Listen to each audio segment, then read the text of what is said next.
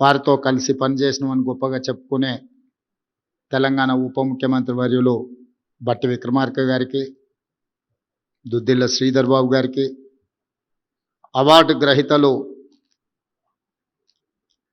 సుభాష్ పాలేకర్ గారికి, డాక్టర్ చెదలవాడ సుధ గారికి, డాక్టర్ చెదలవాడ నాగేశ్వరరావు గారికి, అదేవిధంగా వారి అభిమానులు, వారికి నీడగా, వారికి ఎప్పుడు అండగా నిలబడుతూ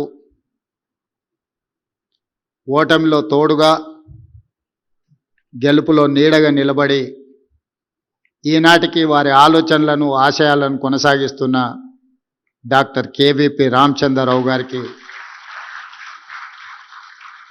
మనస్ఫూర్తిగా నేను అభినందనలు తెలియజేస్తాను. సమకాలీన రాజకీయాలలో అధికారం ఉన్నప్పుడు చాలామంది మిత్రులు వస్తూ ఉంటారు. అధికారం ఎలా మాయమవుతుందో మిత్రులు కూడా ఆ విధంగానే మాయమవుతూనే ఉంటారు. లేదా అవకాశాల కోసం తమ యొక్క లాయల్టీని కూడా మార్చుకుంటూ ఉంటారు.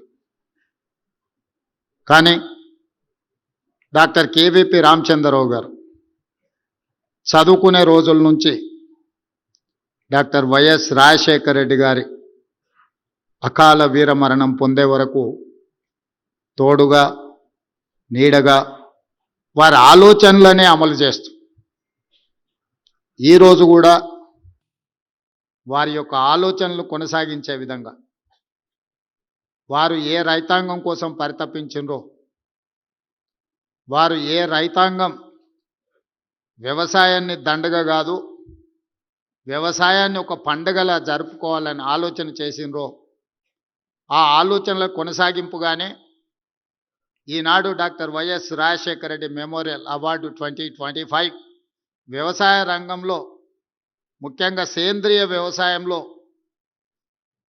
విశిష్ట సేవలను అందించిన ఈరోజు సుభాష్ పాలేకర్ గారిని, శ్రీమతి సుధా గారిని, నాగేశ్వరరావు గారిని సన్మానించడం ద్వారా రాజశేఖర రెడ్డి గారి యొక్క ఆలోచనను ఆచరణలో కొనసాగించాలని వారు చేస్తున్న ప్రయత్నం ఈరోజు ఈ కార్యక్రమంలో మనందరం కూడా పాల్గొనడం జరిగింది. మిత్రులారా,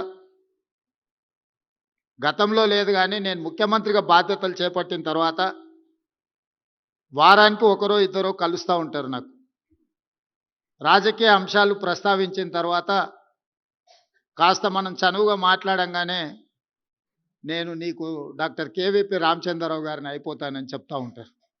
అంటే అని నేను అడిగితే ఇక నువ్వేం పని చేయాల్సిన పని లేదు, అన్నీ నేనే చూసుకుంటాను అంటే నేను నవ్వి చెప్తా,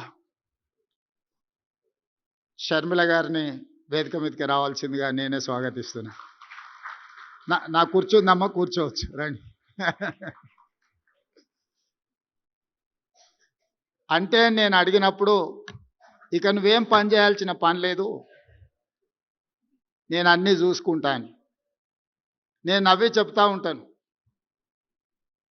ఈ తరానికి ఒకే రాజశేఖర రెడ్డి, ఒకే కేవీపీ రామచంద్రరావు ఉంటారు, ఇంకా ప్రత్యామ్నాయం ఎవరు ఉండరు అని.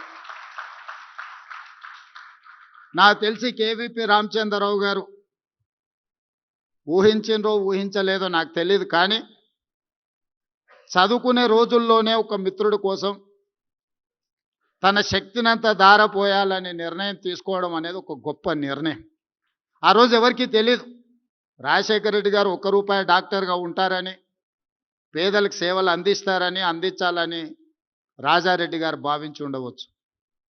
వారితో పాటే చదువుకున్న కేవీపీ రామచంద్రరావు గారు కూడా జీవితంలో ఏదో ఒకటి కావాలనే డాక్టర్గా చేరుంటారు కదా.